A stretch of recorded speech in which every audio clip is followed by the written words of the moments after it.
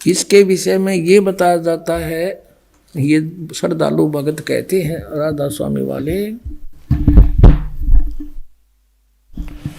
कि हमारे गुरुदेव का ज्ञान, हमारे गुरुओं का ज्ञान वेदों और गीता से भी ऊपर का है। हम सीधे त्रिकुटी में जाते हैं।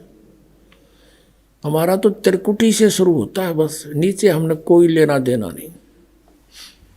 और फिर कहते ऊंचे मंडलों पर पहुंच जाते हैं। तुमने मंडलाएं का ना मेरा खख का भी तुम्हारे पंथ के प्रवर्तक ने नहीं पता, तुम्हें कहाँ से पता होगा? जाओगे कहाँ मेडिटेशन करके? तुम्हारा ज्ञान ही झूठा है तो ध्यान कहाँ लगाओगे? तुम्हारी थ्योरी गलत है तो प्रैक्टिकल कैसे होगा?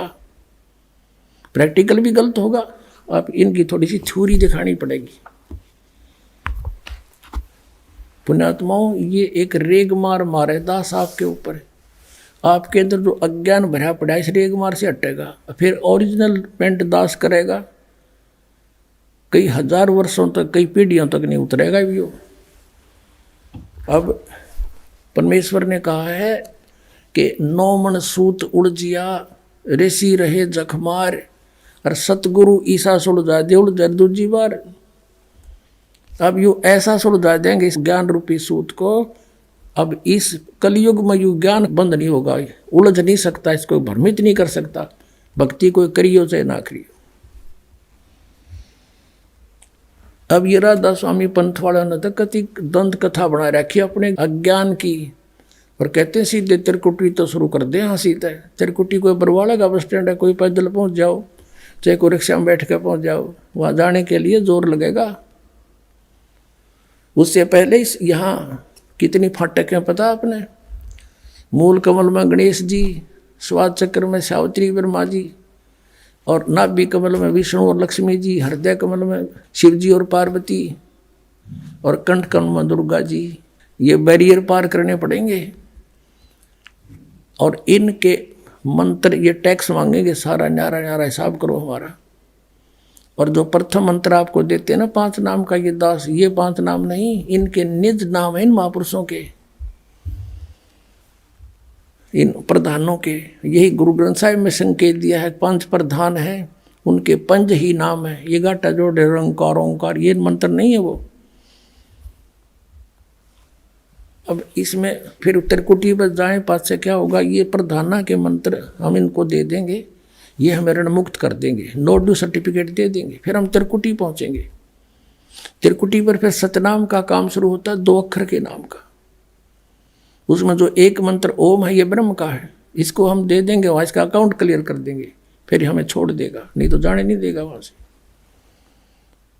जैसे श्रीमद् भगवत गीता अध्याय नंबर 18 के श्लोक नंबर 66 में कहा कि सर्वधर्मान परित्यज माम एकम शरणम व्रज अहम तवा सर्व पापेभ्यः मोक्षामि मा शुच। गीता ज्ञानदाता ब्रह्म है। 8वें अध्याय के 13वें श्लोक में कहता मेरा एक ओम मंत्र है।